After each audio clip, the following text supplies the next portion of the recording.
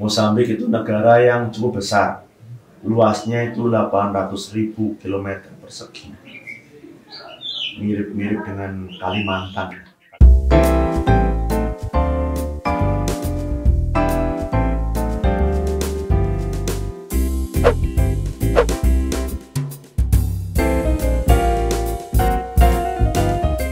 Pasti pemirsa sekali ini bertanya-tanya ya, gimana sih perkembangan iman atau perkembangan kekatolikan di tanah Mozambik gitu, Pak? Mungkin Pater bisa menceritakan atau pengalaman Pater selama membina iman dan melayani di Mozambik. Ya, perlu diketahui para saudara, Mozambik itu negara yang cukup besar. Luasnya itu 800.000 kilometer persegi. Mirip-mirip dengan Kalimantan. Kalimantan tuh saya lihat di Google 700.000 kilometer persegi. Jadi negara itu memanjang utara sampai selatan. Nah, dan itu corak kekristenan yang ada di sana berbeda. Di selatan itu mayoritas Kristen, di tengah juga mayoritas Kristen Katolik, tapi di utara itu banyak sekali kita jumpa kaum Muslim di sana. Tentu saja misi di sana juga berbeda.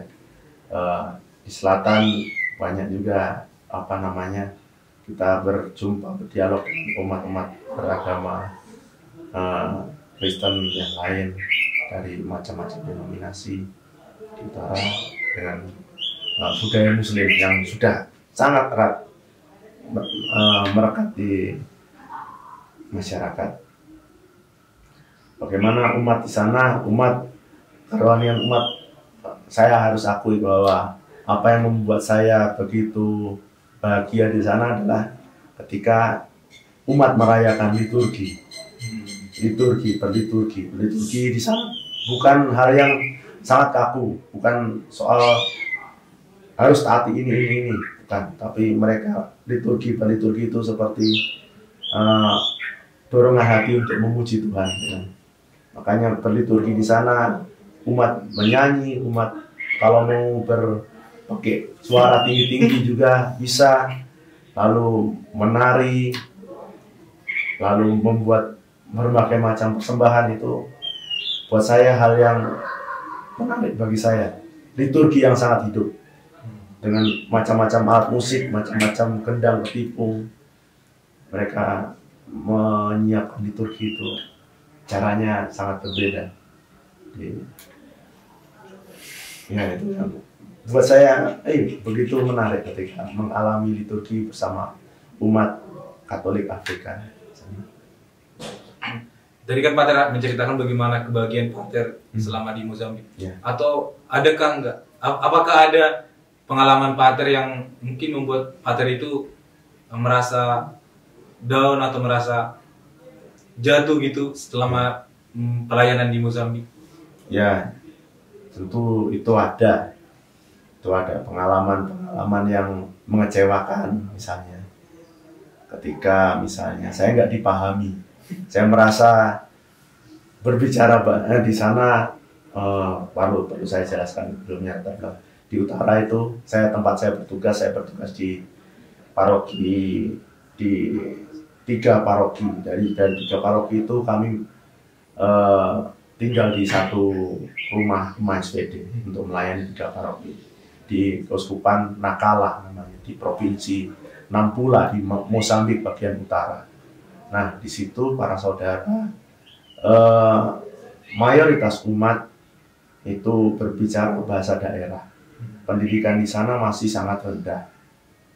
Akibatnya apa? Bahasa nasional itu tidak dipahami oleh mayoritas orang Mozambik.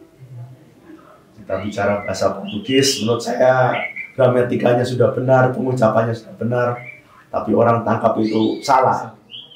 Karena saya tidak berbicara dengan bahasa daerah. Saya masih belajar sampai sekarang bahasa daerah. Dan hal yang itu ketika saya minta misalnya siapkan ini, minta tolong siapkan ini, mereka bilang, oh ya saya mengerti, tapi dilakukannya berbeda seperti itu. Ini pikir saya yang salah atau saya yang salah ngomong atau yang dipahaminya berbeda. Ya seperti saya pernah cerita di Flutter juga, pengalaman unik juga ketika terjemahkan ya, menerjemahkan. Jadi di sana homili itu diterjemahkan. Jadi saya bicara dengan bahasa Portugis, lalu di samping saya ada katekis atau ketua stasi berbicara dengan bahasa ini Makua, bahasa tradisional di sana, bahasa daerah. Saya berbicara dengan 2 kalimat, tapi saya sadar bahwa terjemahan ini yang diterjemahkan oleh Bapak Ketua Stasi, yang diterjemahkan oleh katekis ini 4 kalimat. Ini mana yang ditambah-tambah nih? Ada kosakata yang tidak saya sebutkan, tapi saya tahu ini di Makua seperti ini.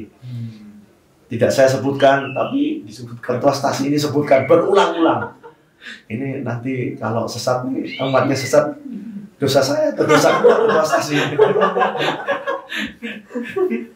Tahu ya, itu saya nikmati semuanya. Dia itu urusannya Roh Kudus lah. Yang penting saya siapkan liturgi dengan baik. Saya belajar bahasa dengan baik, bahasa daerah, berusaha berbicara dengan baik. Nanti kalau ketua stasiunnya ngomong mencet ya, nanti Roh Kudus yang menggunakan. Terus itu kan tentang relasi pater sama umat. Ya. Nah, terus bagaimana dengan relasi pater dengan teman komunitas pater kan? Ya. Karena SBY kan terkenal dengan perbedaan negara itu. Gimana Pak?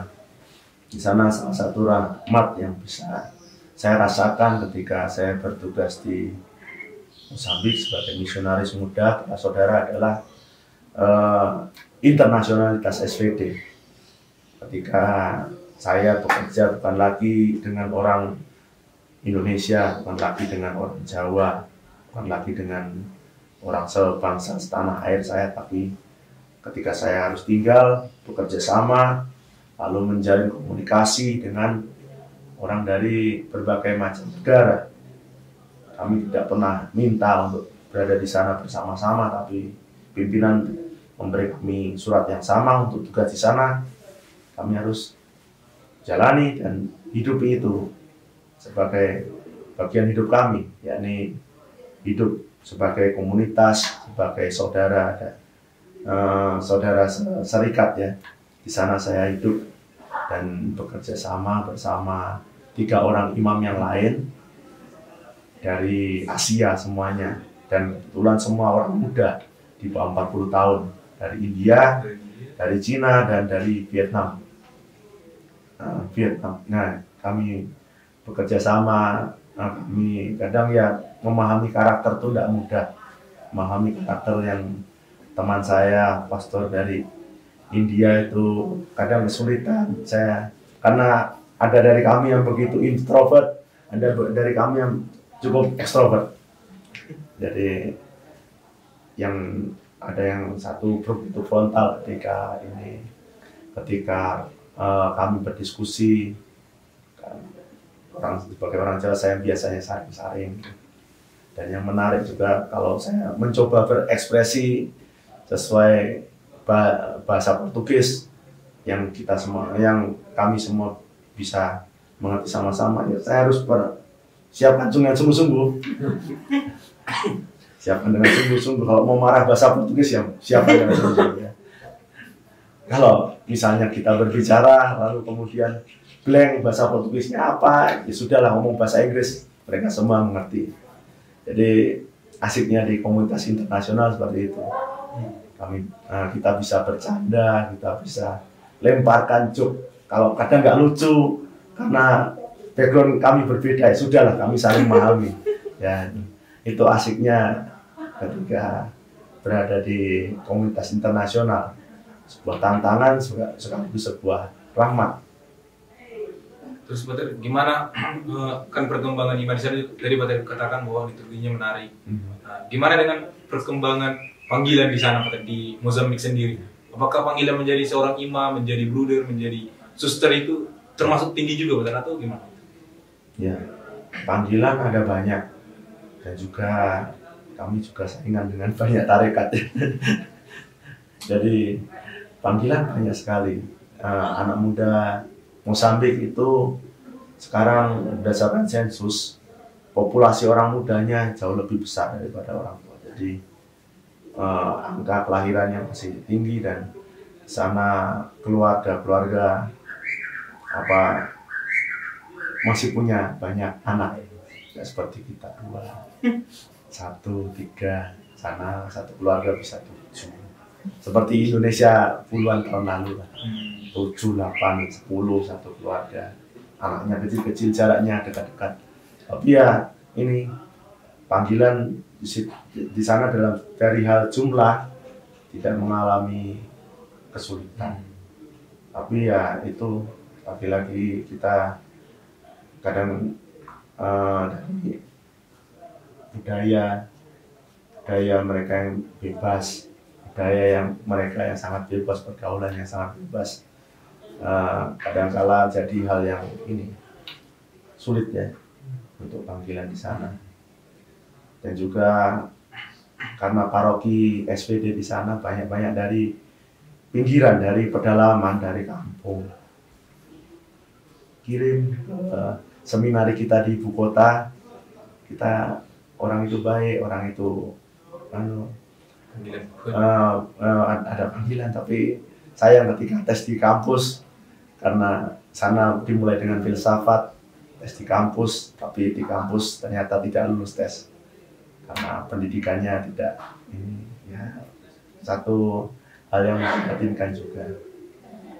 Tapi di sana syukur pada Allah kita masih ada cukup panggilan dan saya percaya masih akan bertumbuh lagi untuk panggilan SPD muda di Mozambik.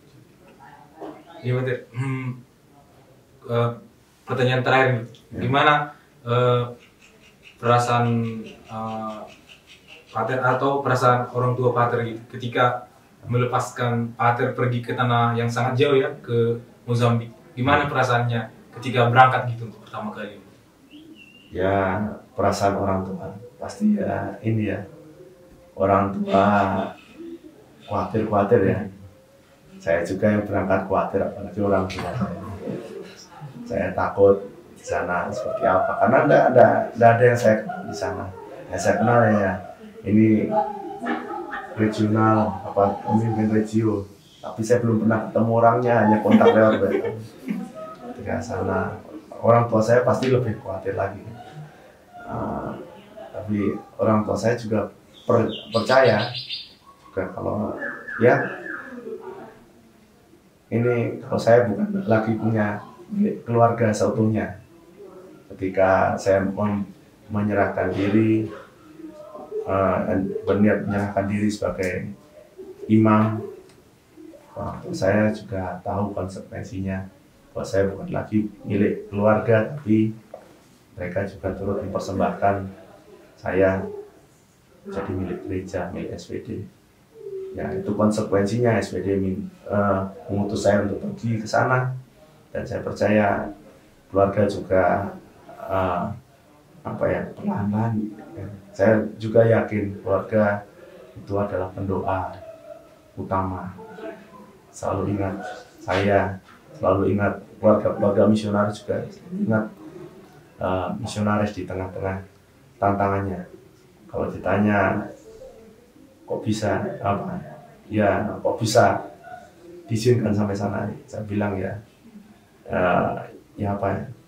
salahmu dewe. salahnya kasih izin masuk seminari, salahnya kasih izin saya untuk lanjut tapi ya itu guyonan saya ketika orang tapi ya itu saya percaya doa keluarga, dukungan keluarga itu hal yang menguatkan senantiasa. Tapi ya tidak usah khawatir. Sekarang internet sudah maju. Sekarang teknologi sudah maju, kita bisa kontak dengan mudah keluarga. Biarpun kita di Afrika, asal ada internet cukup, kita bisa kontak keluarga dengan baik. itu. Saya rasa ini keuntungan kita di abad 21. Baik Pater, terima kasih banyak Pater atas waktu Pater untuk mengunjungi juga seminar kami dan mengisi konten permisi ini sebuah pengalaman bagi kami terutama para frater ini sangat menggugat juga panggilan kami. Nah, untuk itu semoga orang muda yang melihat ini juga tertarik dan pengen tahu seperti apa itu Mozambik. Nah, kalau kalian pengen tahu tentang Mozambik, maka jangan lupa untuk melihat SPD juga. Ya, kalau mau jalan-jalan gratis ke luar negeri, jadi Romo. Kalau mau masuk Afrika gratis, jadi Romo. Atau jadi Bruder SPD ya. Ya. Sobat sekalian, dimanapun kalian berada, kami mengucapkan terima kasih atas telah menonton video kami ini. Sampai jumpa dan selamat bertemu kembali di video berikutnya.